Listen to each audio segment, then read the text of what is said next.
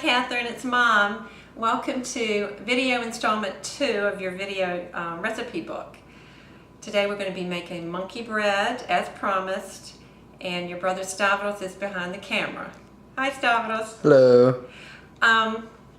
Monkey bread, we promised last time to tell you where the name came from, so I did a little research on the internet. There are 2 theories. There is a tree indigenous to Africa, which is tall with a clumpy, bushy part at the top that is very clumpy, and it produces cones. So that's one theory, that the tree actually resembles the baked monkey bread, which we have here. This is one that's been finished. And another theory is that it's named for the way monkeys eat. They tend to grab food and stuff it into their mouth.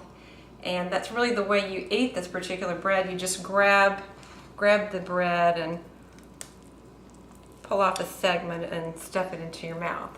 So I think probably the monkey's behavior gave the dish its name rather than the tree.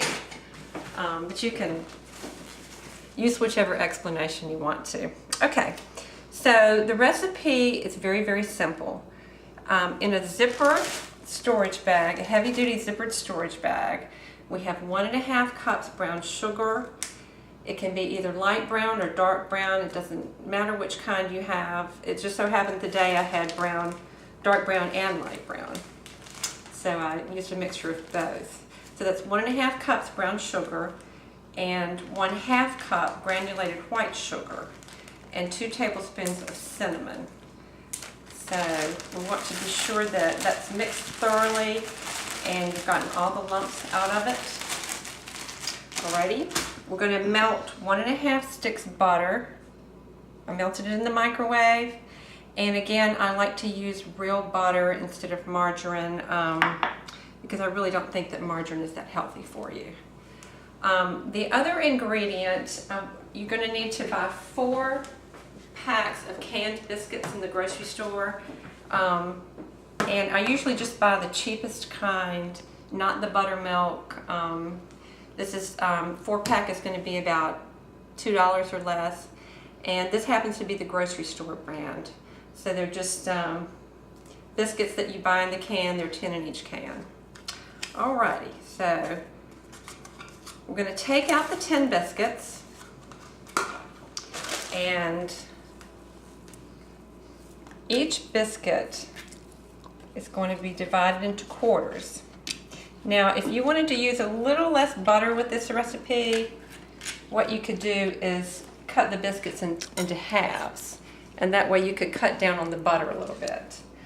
Also, if you wanted to make this recipe a little heart healthier, because it is quite rich, you might substitute some of the butter with a little bit of a light oil, like canola oil, that really doesn't have any flavor to it. And that way you would cut down on the saturated fat and just experiment and see what you can do. But the recipe as it is not very health conscious. It's just kind of very indulgent dish like a donut. However, Stavros, this is a question for you. Okay. Didn't know if you wanted me to answer. Okay, the question is, why would you think that this dish would be a better breakfast food to have around your house than, say, a couple dozen donuts? If you're having guests come over, why would you think this would be better? For one thing, it can feed a whole lot more people. Feed a lot more people. You can steal one, actually, right? because it's pretty tasty. But I have noticed that donuts go stale very quickly. Like the second day after you buy them, they really start to get tough and they dry up. Whereas if you put this in a plastic container or a cake taker, it stays moist. And this will last several days. And people can just reach in and grab a small segment, pop it in their mouth, and they haven't eaten a whole donut. So I think this is a better choice than donuts. What do you think? Agreed. Agreed. A bit tastier as well. A bit tastier, and it's made with love. Homemade with love. All right, so We had 10 biscuits. We cut them into quarters. So how many segments should we have? Oh, well, I would hope we have 40. We should have 40, that's right. All right, where they're going to go swimming in the butter. 2, 4, 6, 8. You don't really want to put more than 10 in there. This is a very rich dish. Okay. Can you guess where they're going next? Hopefully somewhere tasty into the little the cinnamon. mixture of spices. They're going to take a bath in butter, and then they're going swimming. No, they're going to take a bath in butter, and then they're going to be showered with cinnamon and sugar. And just shake them around a little bit. And we have a bundt pan here that has been buttered. I prefer to use butter than that non-stick cooking spray. You can use whichever you choose. And then you just fish out the little segments of buttered and showered biscuits and place them into the bundt pan. And if all goes well, we should have about 10 in there. Am I missing any? Yes, actually, you only have 9. Well, this would be number 10, hiding in the corner of the bag. Okay, this one, evidently I didn't cut. We're just gonna break them in half. 2, 4, 6, 8, 10. Going swimming, and then showering.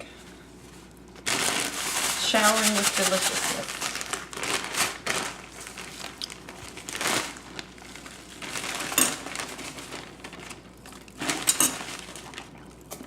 So you do this with all your 4 cans of biscuits. And when you're done, you put the bundt pan in a 375-degree oven for 30 minutes. You take it out of the oven after 30 minutes and allow it to cool, and then you invert the cake pan onto a dish. And voila, you have monkey bread. This was a short segment. Stephen, what do you think we should do next? What wonderful, delicious, scrumptious recipe should we cook next? Well, we've done 2 desserts. We have done 2 desserts. So I figure maybe we should do some manner of actual meal, an Alrighty. entree next time. Well, we'll ask Catherine what she wants us to do next.